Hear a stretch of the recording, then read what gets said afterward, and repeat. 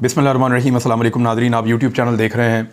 मैं इमरान खान साहब ने जो ऑफ़र की है उस ऑफ़र के ऊपर अब रद्द अमल आना शुरू हो गया है, क्योंकि इमरान खान साहब ने ये कहा कि मुज़ाकरात किए जाएँ और मेरे साथ बैठ कर बात कर लें हमारी पार्टी के साथ और तय कर लें कि पाकिस्तान में इंतखाबात कब करवाने हैं।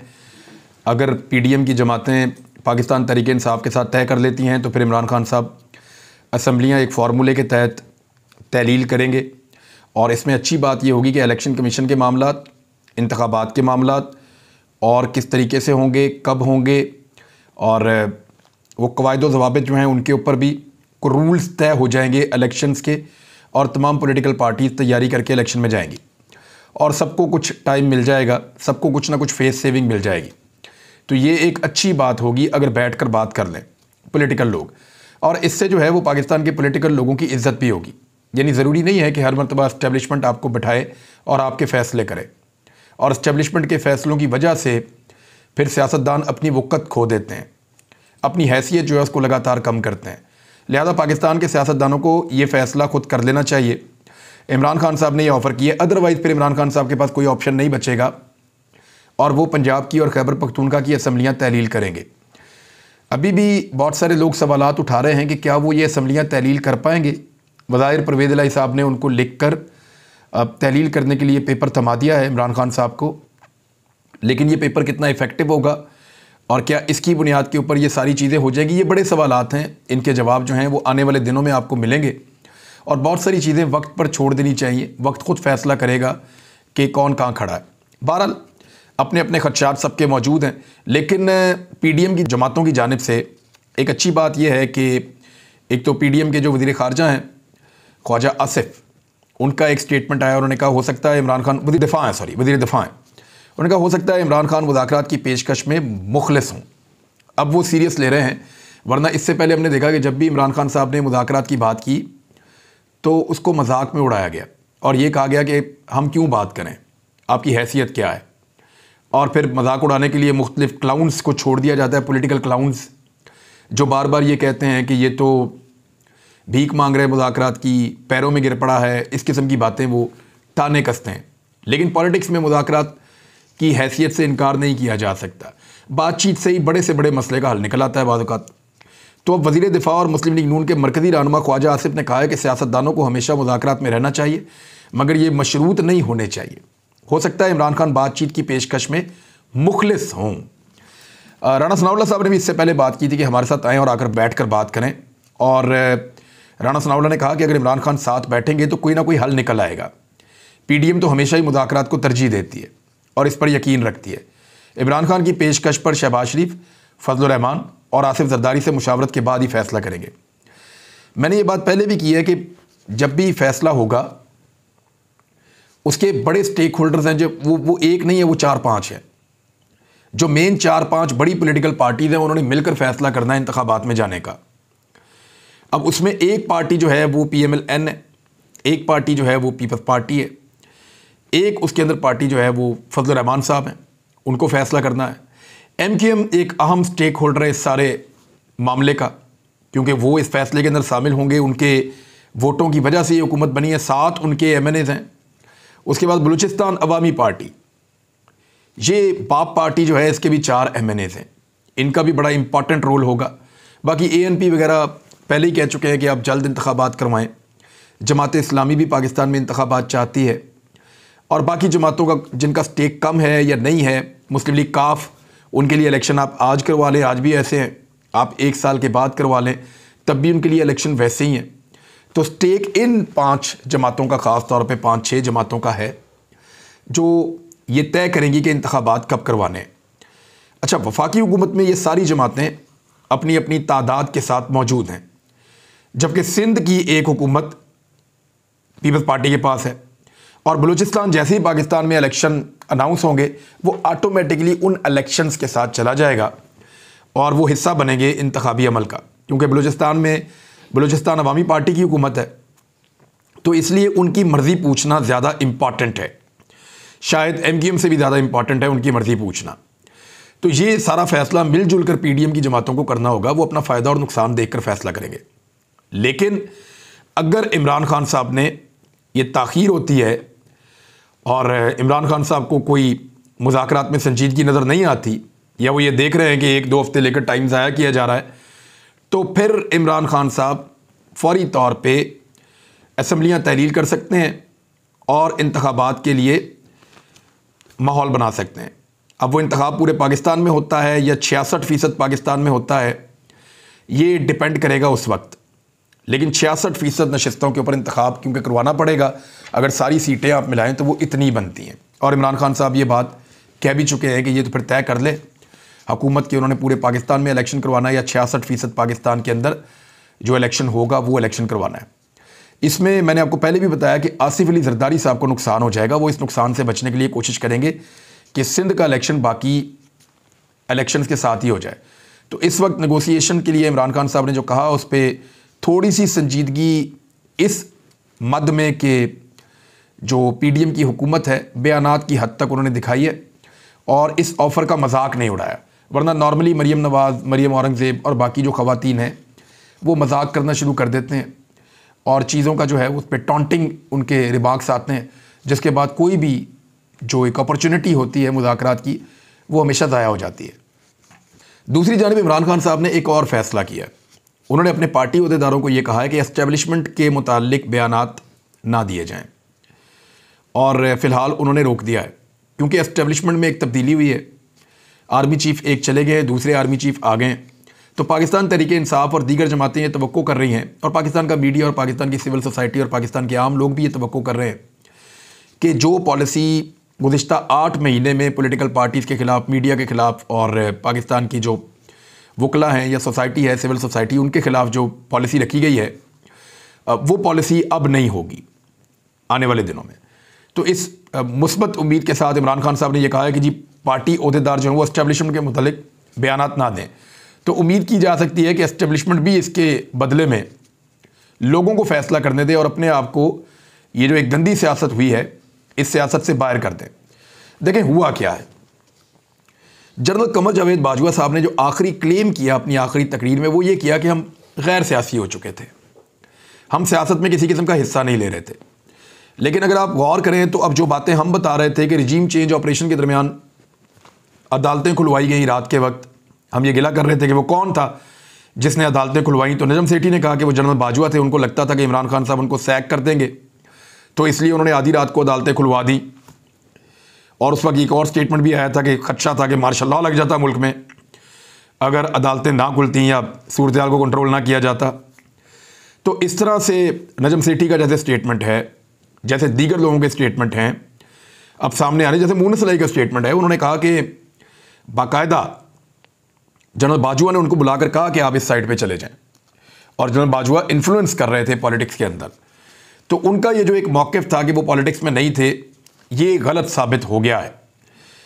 अब जो हुकूमत है उसने तय करना है कि वो इमरान खान साहब को सियासी हरबे के ज़रिए से किसी भी तरीके से कोई ऐसी गुंजाइश पैदा करके असम्बलियों की तहलील से रोकना चाहती है या फिर वो इमरान खान के साथ मुज़ाकरात करके कोई बीच का रास्ता निकालना चाहती है। इमरान खान साहब की प्रायोरिटी ये है कि मुज़ाकरात के नतीजे में कोई मुत्तफ़िक़ा फ़ैसला हो जाए। अगर नहीं होता तो फिर होगा क्या, फिर एक तसादुम की तरफ जाएगी पाकिस्तान की सियासत और उस तसादुम के नतीजे में इमरान खान साहब सरप्राइज़ दे भी सकते हैं और मेरी बात लिख कर ले लीजिएगा, उनको सरप्राइज़ मिल भी सकता है। तो अपने आप को ज़हनी तौर पे तमाम लोग तैयार रखें कि बहुत मुमकिन है कि इमरान खान साहब सरप्राइज़ दे दें और बहुत मुमकिन है कि इमरान खान साहब को सरप्राइज़ मिल जाए, क्योंकि कुछ ऐसी पॉसिबिलिटीज़ हैं जिनमें इमरान खान साहब की ख्वाहिश शायद पूरी ना हो। शहबाज शरीफ साहब अभी भी कुछ मीटिंग्स कर रहे हैं, नवाज शरीफ साहब से मुशावरत की, बाकी लोगों से भी उन्होंने की है और वर्चुअल मीटिंग की नवाज शरीफ से, और वो कोशिश कर रहे हैं कोई ऐसा रास्ता निकाला जाए कि असम्बलियों को तहलील होने से रोक दिया जाए। गवर्नर राज की एक ऑप्शन है, इमरजेंसी लगाने की एक ऑप्शन है, तहरीक-ए-दम एतमाद की एक ऑप्शन है, एतमाद का वोट लेने देने की एक ऑप्शन है, लेकिन ये सारी चीज़ें डिलेइंग टैक्टिक्स हो सकते हैं, मुस्तकिल हल इनमें से कोई भी नहीं है। नंबर गेम ऐसा हो गया है। मुस्तकिल हल या तो ये है कि परवेज़ इलाही जाकर मिल जाएं PDM के साथ, उसमें परवेज़ इलाही साहब का पॉलिटिकल नुकसान बहुत बड़ा होता है तो वो मुश्किल लगता है इस वक्त। दूसरा यह है कि सुप्रीम कोर्ट ऑफ पाकिस्तान का वो फैसला बदल जाए जो सुप्रीम कोर्ट ऑफ पाकिस्तान ने किया था लोटों को लेकर कि उनका वोट काउंट नहीं होगा। और अगर वो फैसला बदल जाए तो फिर एक नई सिचुएशन पैदा हो सकती है। बहरहाल एक प्रॉब्लम और भी है, 15 सिटिंग्स के लिए जो 18 MPAs हैं मुस्लिम लीग नून के, हंगामा आराई की वजह से उनको गुज़िश्ता माह जो है अक्टूबर में गालिबन उनको मना कर दिया गया इजलास में शिरकत करने से और उनकी रुकनीत मुअत्तल कर दी गई है। तो ये जो 18 बंदे हैं पंजाब असम्बली की, इनकी मुअत्तल की गई है रुकनीत। ये तो फिर अदम एतमाद का वोट हो या कोई और मसला हो, उसके अंदर आके एक्टिवली अपना रोल प्ले नहीं कर सकते। ये बहुत इंपॉर्टेंट बात है, इसको याद रखिएगा। तो अभी कितना टाइम पड़ा है इसके बारे में हम अगले वीलॉग में बात करेंगे और तफसीलात आपके सामने रखेंगे। आसिफ अली जरदारी साहब ने यहाँ पे एक स्टेटमेंट दिया और मैंने आसिफ अली जरदारी साहब का इंटरव्यू सुनते हुए मुझे अंदाज़ा हुआ कि वो काफ़ी गुस्से में हैं। नॉर्मली वो इतने गुस्से में नहीं होते। उन्होंने इस तरह के अल्फाज इस्तेमाल किए इस इंटरव्यू में जिस तरह के अल्फाज नॉर्मली वो इस्तेमाल नहीं करते। तो ये चीज़ें बता रही हैं कि गेम हाथ से निकल रही है और अगर गेम इसी तरह मज़ीद हाथ से निकलती चली गई तो फिर शायद सियासतदानों के अंदर इतनी समझबूझ ना बचे कि वो बैठकर आपस में मामलात को तय करें और फिर दोबारा से मामलात एस्टेब्लिशमेंट के पास चले जाएं, जो मेरे ख्याल में बिल्कुल नहीं जाने चाहिए। तहरीक इंसाफ की इस वक्त आप ताकत का अंदाज़ा यहाँ से करें ना, अगर आप PMLN के साथ और पीपल्स पार्टी के साथ उनका मुकाबला करते हैं तो ये एक इन्फॉर्मेशन है जो फवाद चौधरी ने शेयर की है। मैं ये इन्फॉर्मेशन आपके सामने रखता हूँ, आप खुद फैसला कर लें कि इस वक्त तहरीक इंसाफ का मुकाबला किन जमातों से है, किस लेवल का है और कितना मुकाबला है। नून लीग और पीपल्स पार्टी इलेक्शनों से भाग रहे हैं क्योंकि उनकी सियासत ख़त्म हो गई है। इस्लामाबाद के बल्दियाती इलेक्शन में, अभी बल्दियाती इंतखाबात हो रहे हैं इस्लामाबाद में, उसमें 101 यूनियन कौंसल्स इनके पैनल्स का इंतखाब होना है। 101 यूनियन कौंसल्स पैनल का इंतखाब होना है। नून लीग सिर्फ 30 हलकों के अंदर अपने उम्मीदवार दे सकी है, 30%।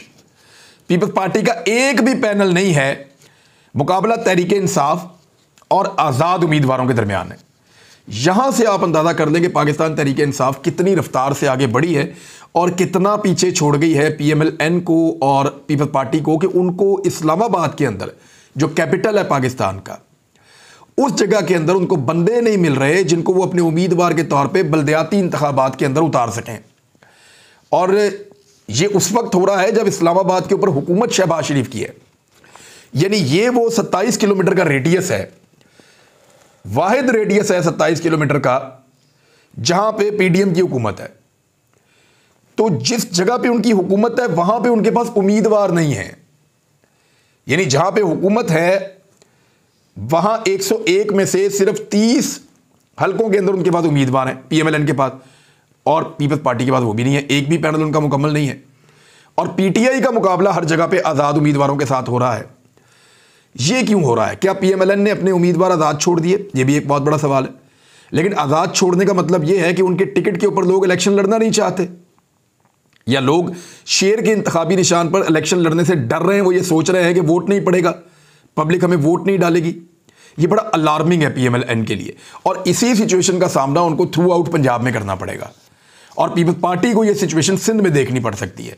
फजलुर रहमान साहब के लिए जो है वो खैबर पख्तूनख्वा एक डरौना ख्वाब बन गया है। ANP पहले ही स्क्वीज हो गई थी, उनके लिए और मुश्किलात बढ़ गई। अभी उन्होंने फिर 2 इलेक्शन हारे हैं थोड़ा अर्सा पहले। तो इस सिचुएशन को अगर आप इस्लामाबाद के इस बल्दियाती इंतखाबात के उम्मीदवारों की फहरिस्त को देखें तो आपको आइडिया हो जाता है कि उनके पास बचा कुछ नहीं है। अब जरा इकॉनमी के ऊपर मैं 2-3 चीज़ें आपको बताऊं। मैं लगातार आपको इसलिए बताता हूं कि ये नुकसान लगातार हो रहा है। इसहाक डार साहब ने एक इंटरव्यू दिया प्राइवेट टीवी चैनल को, निजी टीवी चैनल को, और उसमें इसहाक डार साहब ने जो बात की है वो ये की है कि मिफ्ता इस्माइल से पूछें कि 6 माह में वो क्या करके गए हैं। यानी मिफ्ता इस्माइल साहब इस वक्त जो लिख रहे हैं आर्टिकल्स, वो उनमें इसहाक डार की पॉलिसीज़ पे तनकीद कर रहे हैं। वो ये कहते हैं कि मैं काम ठीक कर रहा था, इसहाक डार ने आगे पाकिस्तान की इकॉनमी को डबो दिया है। इसहाक डार साहब ये पूछ रहे हैं कि मिफ्ता इस्माइल से पूछेंगे वो 6 महीने के अंदर क्या करके गए हैं। वो हमारी पार्टी के हैं तो मैं पब्लिक फोरम पे बात नहीं करना चाहता, लेकिन इन दोनों के इख्तलाफात सामने आ गए हैं। अगर मिफ्ता इस्माइल इसहाक डार पे डाल रहे हैं और इसहाक डार मिफ्ता इस्माइल पे डाल रहे हैं, तो इसका मतलब ये है कि अब ये दोनों इमरान खान पे नहीं डाल रहे हैं। इससे पहले ये दोनों इमरान खान पे डाला करते थे, अब ये दोनों एक दूसरे पे डाल रहे हैं, क्योंकि इनको पता लग गया है कि लोगों को ज़्यादा बेवकूफ़ नहीं बनाया जा सकता। तो जो इकोनॉमी की तबाही हुई है पाकिस्तान की, उसके लिए ये दोनों रिस्पॉन्सिबल हैं। इन दोनों को याद रखिएगा और इनके सहूलतकारों को ज़रूर याद रखिएगा, जिन्होंने रजीम चेंज ऑपरेशन के बाद पाकिस्तान को मिफ्ता इस्माइल और उसके बाद एयरफोर्स 1 के अंदर बुलवा के मफरूर इश्तिहारी को वजीर बना के ये दूसरा तोहफा दिया है। तो ये दो तोहफे उन्होंने पाकिस्तान की कौम को दिए, जिन्होंने पाकिस्तान की इकोनॉमी को डबो कर रख दिया, पाकिस्तान की इकोनॉमी को तबाही के दहाने पर पहुंचा दिया है और खुदा न खास्ता पाकिस्तान डिफॉल्ट कर सकता है। एक और खबर यह है कि पाकिस्तान के पास जो $7.5 अरब मौजूद थे, उनमें से $1 अरब की अदायगी अब की गई है। गालिबन वहीं से अदायगी की गई है, क्योंकि और कोई जगह मुझे अभी समझ नहीं आ रही, वहीं से हो सकती है। स्कूक बॉन्ड्स की अदायगी कर दी गई है 3 दिन पहले, तो आपके ज़र मुबादला के ज़खायर मज़ीद कम हो गए हैं। अब अगर 1-2 हफ्ते 3 हफ्ते ये सिचुएशन चलती है, आप तनख्वाहें दे रहे हैं, आप मुल्क को चला रहे हैं, और किन चीज़ों पे चला रहे हैं कि आप बिजली के बिल इकट्ठे कर रहे हैं, या आप पेट्रोल की कीमतें बढ़ा रहे हैं, या आप बाकी चीज़ों की कीमतें बढ़ा के आप उसमें से टैक्स इकट्ठा कर रहे हैं। यही आपके पास वाहिद तरीका है इस वक्त पैसे इकट्ठा करने का, अवाम की जेब के ऊपर डाका डाल के। अगर आप ये पैसे इकट्ठे नहीं कर पाए ज़्यादा, तो अगले 1 महीने के बाद पाकिस्तान के पास अकाउंट में सिर्फ वो पैसे बचेंगे जिनको पाकिस्तान खर्च नहीं सकता, क्योंकि सऊदी अरब ने तौसीह कर दी है, जो $3 अरब उन्होंने पाकिस्तान के अकाउंट में रखे हुए हैं, 3% के सूद के ऊपर वो पैसा पाकिस्तान के पास रहेगा। लेकिन अगर खुदा न खास्ता उन्होंने शर्त रखी है कि पाकिस्तान डिफॉल्ट कर गया, तो ऐसी सूरत में सऊदी अरब का ये $3 अरब पाकिस्तान को फौरन वापस करना पड़ेगा, जबकि चाइना के पैसे पड़े हुए हैं, वो भी आप खर्च नहीं कर सकते। तो इसहाक डार और मिफ्ता इस्माइल ने पाकिस्तान की इकोनॉमी को यहाँ पे पहुँचाया है, और लगातार जो हमारे पास डाटा आ रहा है उसके मुताबिक पाकिस्तान की बरामदात कम होती चली जा रही है, यानी ये मसला और बढ़ेगा। जो ओवरसीज पाकिस्तानी है, वो बाहर से जो पैसा भेजते हैं, वो भी उन्होंने कम कर दिया है। तो इस तरह डार साहब की और मिफ्ता इस्माइल साहब की सहूलतकारों की मेहरबानी से इन्होंने जो किया है पाकिस्तान में, उसका खुमियाजा पूरा पाकिस्तान भुगत रहा है। कहाँ पाकिस्तान पहुंच गया था, टेक ऑफ कर रहा था, फ्लाई कर रहा था, और पाकिस्तान के सारे आदादोशुमार मुस्बत आ रहे थे पूरी दुनिया से, और अब कहाँ ये पाकिस्तान को लेकर आ गए हैं। बदकिस्मती है, लेकिन अब भी अगर दुरुस्त फैसले हो जाएं तो पाकिस्तान में बहुत पोटेंशियल है, ये मुल्क दोबारा खड़ा हो सकता है। अब तक के लिए इतना ही। अपना ख्याल रखिएगा, अपने इस चैनल का भी। अल्लाह हाफ़िज़।